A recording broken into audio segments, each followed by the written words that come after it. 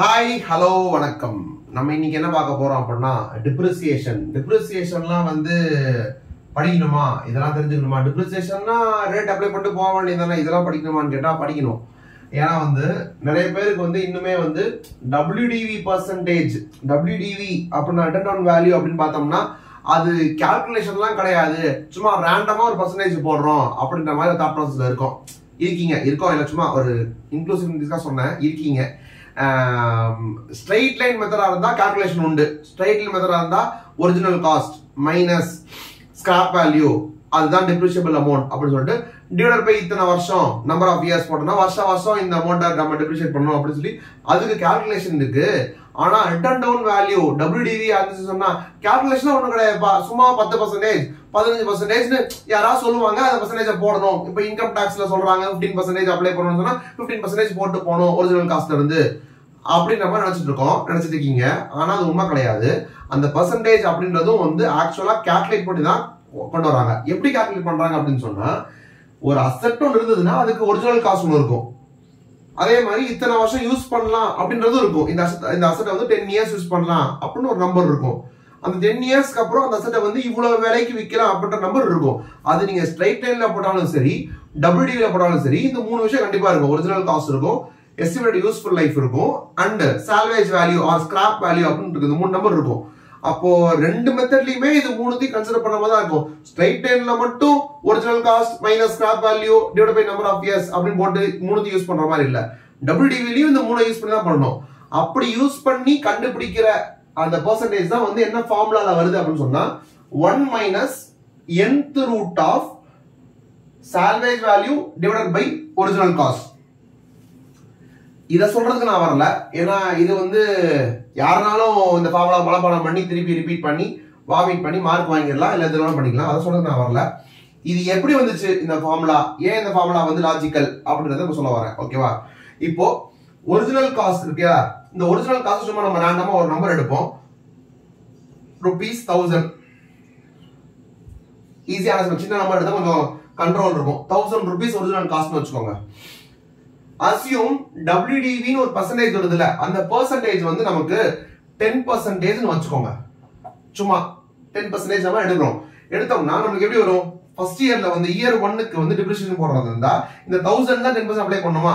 Apply பண்ணா அது வந்து இப்போ 100 ஆகும், போட்டா 900 பாக்கி இருக்கும்.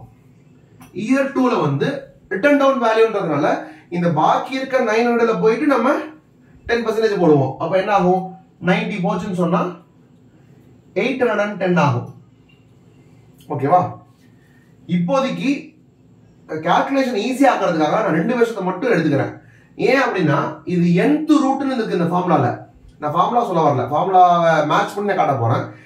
nth ரூட்னு போட்டிருக்கு. nth ரூட் இப்ப சப்போஸ் இது 2ஆ இருந்துச்சுன்னா அது ஸ்கொயர் ரூட், 3ஆ இருந்துச்சுன்னா கியூபிக் ரூட்.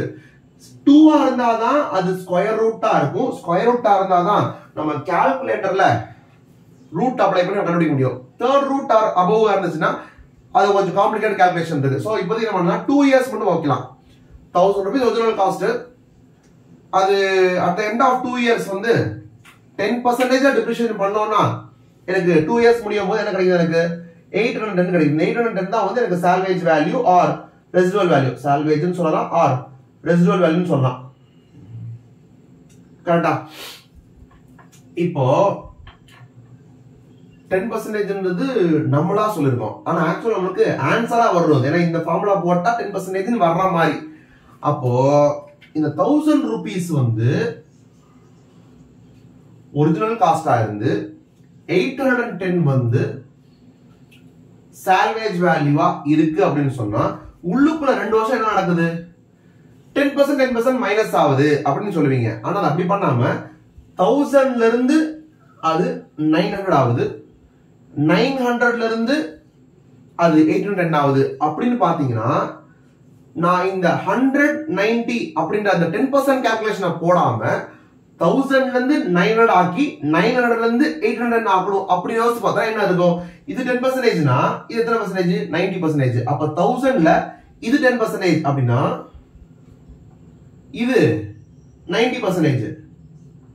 90% என்ன? 90/100. அப்ப 1000 into 90/100 100 அப்படின்னு போட்டீங்கன்னா என்ன வந்துடும் உங்களுக்கு 1000 into 90 by 100 2 0 போச்சுன்னா 90 into 10 900 வந்துடும் கரெக்டா இந்த 900 ல இருந்து 810 வரணும்னா என்ன பண்ணணும் இந்த 900 ல இது 10% அப்ப இது திருப்பி 90% இதுல 90% அப்ப என்ன பண்ணலாம் இந்த நம்பருக்கு திருப்பி ஒரு 90% கால்குலேட் பண்ணா கால்குலேட் பண்ணா இது வந்துரும்ல அப்ப into 90 by 100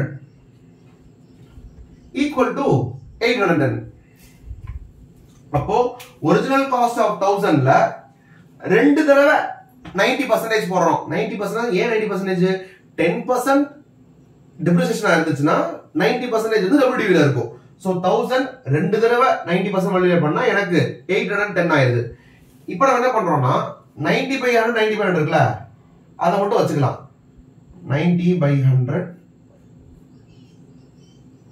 இன்னொரு 90 by 100 அப்படினா அது ஆக்சுவலா 90 by 100 பவர் 2 ரெண்டு தடவை இந்த 1000 இருக்குல 1000 வந்து அந்த பக்கம் கொண்டு போயிடலாம் 810 divided by 1000 இந்த பவர் 2 இருக்கு பாத்தீங்களா இந்த பவர் 2 இந்த சைடுல இருந்து அந்த சைடு கொண்டு போனா ஸ்கொயர் ரூட் ஆயிரும் அப்போ 90 by 100 is equal to square root of இது 2 போடணும் அவசியம் இல்ல இருந்தாலே ஸ்கொயர் ரூட் தான் ஸ்கொயர் ரூட் ஆஃப் 810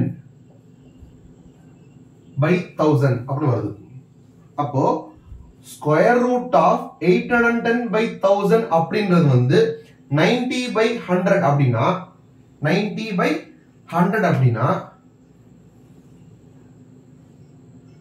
100ல 90 அப்ப பாக்கி இருக்கிறது தான் வந்து depreciation ஏன்னா 90 by 100 is nothing but ரெண்டு புள்ளி போச்சுன்னு சொன்னா 0.9 அப்போ 100க்கும் 90க்கும் உள்ள டிஃபரன்ஸ் தான் 10% rate of depreciation அத நீங்க 1 ரூபாய்க்கு எழுதுனீங்கன்னா 0.9 வந்துரும் அப்ப 0.9 ல depreciation என்ன percentage கேட்டா 1 minus 0.9 பண்ணனும் அதனால தான் இந்த 1 வருது சோ 1 minus 0.9 போட்டீங்கன்னா உங்களுக்கு 0.1 வரும் 0.1 is nothing but 10 by 100 which is nothing but 10%.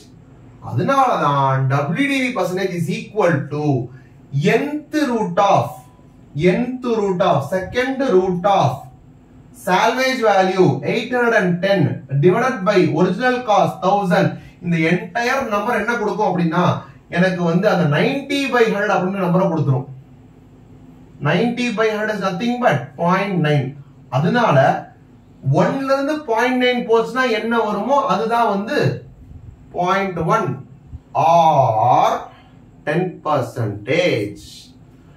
ஓ அப்படின்னு உங்களுக்கு தோணுச்சுன்னு சொன்னா OHHHHHH னு கமெண்ட் பண்ணுங்க. என்னப்பா நீ nth ரூட் அப்படின்னு எடுக்கிறத வந்து நீ வாட்டமா இருக்கணும்ன்றதுக்காக 2 வருஷம் நிறுத்திட்டேப்பா 2 வருஷம் கால்குலேட்டர் அடிச்சிட்ட இதுவே 5 வருஷம் 10 வருஷமா இருந்தா என்ன பண்றது அப்படின்னு கேட்டா அதுக்கு ஒரு வேற வீடியோ போட்டிருக்கேன். nth ரூட் ஆஃப் சம்திங் கண்டுபிடிக்கிறதுக்கு என்ன பண்ணணும்ன்றத நான் சொல்லியிருப்பேன். ஸ்கொயர் ரூட்டை வந்து ஒரு 15 தடவை அடிச்சுட்டு -1 பண்ணிட்டு டிவைடட் பை எத்தனாவது ரூட் 10th ரூட்டா அப்புறம் டிவைட் பை 10 பண்ணிட்டு திருப்பி +1 பண்ணி இன்டு ஈக்குவல் டுன்றத அதே 15 தடவை அடிச்சீங்கன்னு சொன்னா உங்களுக்கு ஆன்சர் வரும். அதனால இந்த எண் வந்து 2 வைக்கிறதுலாம் போன் கிடையாது. எண்ணுன்றதை எதாவது வைக்கலாம். 2 வச்சா கொஞ்சம் ஈஸியா உங்களுக்கு புரியும் அப்படின்றதுக்காக நான் அதை போட்டு காமிச்சிருக்கேன். It will be applicable for any number of years. ஓகேவா? மோரோவர் அந்த வீடியோ உங்களை பார்க்க வைக்கலாம் இல்லையா இதுல சொல்லாம, அதனால அந்த வீடியோ போய் பாருங்க. நன்றி, வணக்கம்.